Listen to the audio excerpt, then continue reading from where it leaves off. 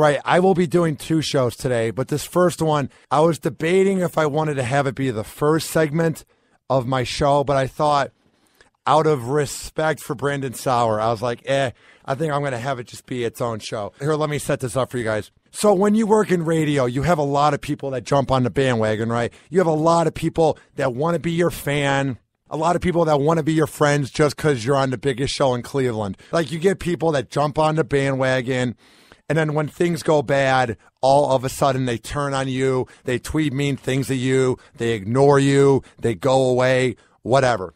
But there was this event for the previous show I worked on called the Holiday Hangover. And I met this kid. And I remember I was at the bar getting a beer, right? And this kid comes up to me, and he's like my age, and he's so geeked out to meet me. And this is when I'm first working on the show I used to work on.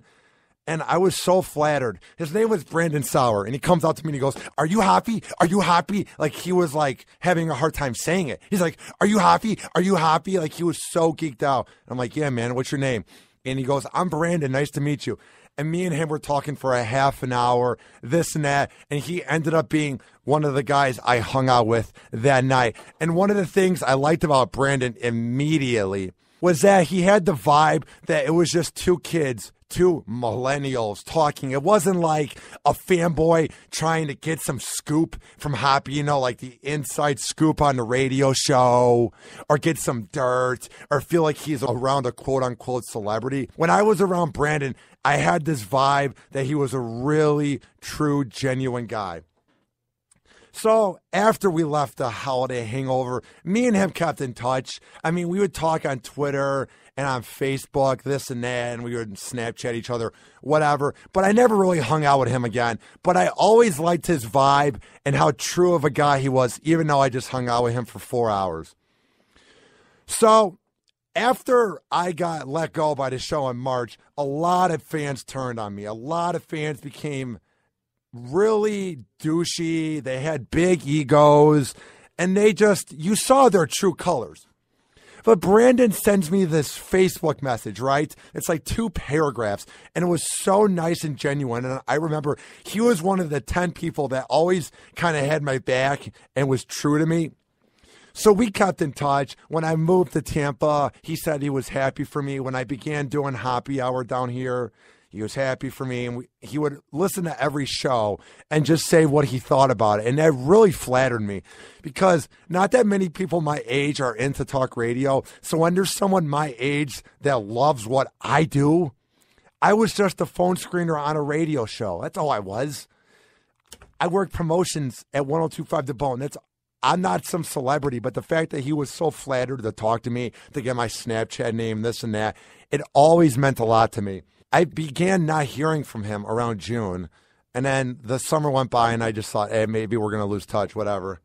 And I'm on Facebook today, and my heart broke when I saw these posts, because you know when you're tagged in a Facebook post, even if you're not friends with the person, you can see when your friend is tagged in that person's post.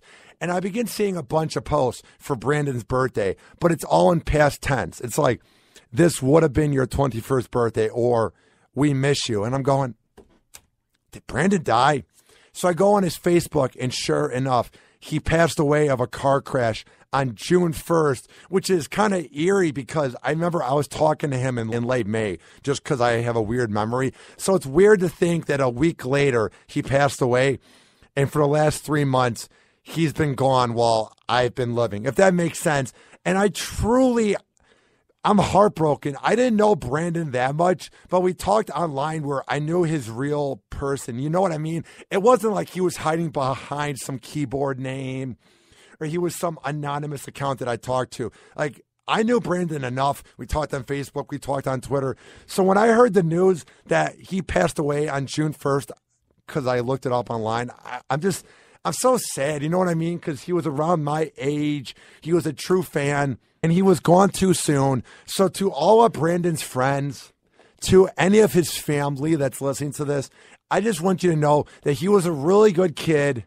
He meant a lot to me because he had my back during some hard times in March, and he was one of my true fans. And I just do a podcast. You know, I'm just working my ass off here in Tampa. I'm a nobody. I'm not even a celebrity whatsoever. But the fact that he was a fan of me, it really means the world to me. And everybody's going to miss Brandon Sauer if you know him, because he was such a great guy. And I'm just really sorry to hear of his passing. So rest in peace, Brandon, and happy birthday.